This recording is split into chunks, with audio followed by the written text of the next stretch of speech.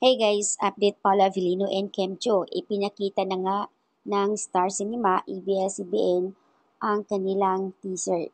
The hashtag Alibay. Grabe. Nagulat nga ba ang lahat? Dahil nga kakaiba pala talaga ang role ni Kimi dito.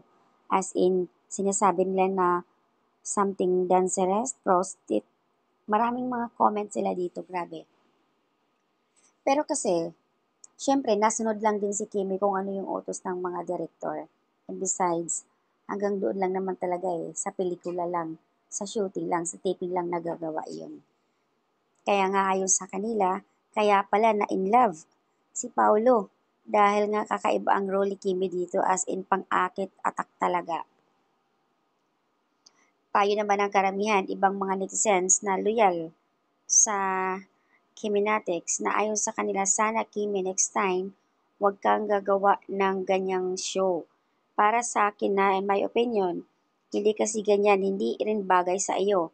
Nakilala ko dati ikaw na mahusay kang artista pero hindi sa ganyang mga actingan mo. So anyway, nag-react naman yung ibang mga netizens na it's part of her job. It's an artista kasi kaya ganun. So kung ano yung utos ng mga director, ginagawa lang din nila.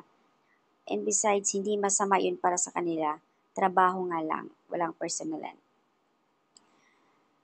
So, ayan, madami lang talaga mga nagja-judge. Siyempre, first time kasi to, kaya nga pala, ayun pa kay Kim nun. Ang ganda, kakaiba yung role ko dito. Sigurado magugulat kayo. So, ito na nga, nagugulat na nga yung ibang mga netizens. Yung iba nagustuhan, siyempre, at first time nga ni Kimi na gumawa ng ganitong eksena, at yung iba naman nag-react na hindi nababagay kay Kimi. Dahil nga mas pabor, mas bagay kay Kimi talaga yung as in drama talaga. Like sa Linlang, kaya nga laging nakasungkit ng Best Actress.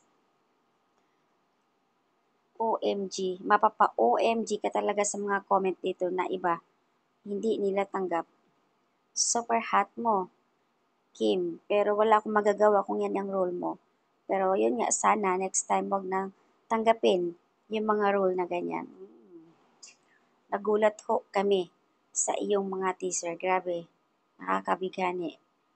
So that's an update guys. Dancer pala si Stella, kaya pala na-inlove si Paulo. So ayun yung mga comment nila dito, kakaloka.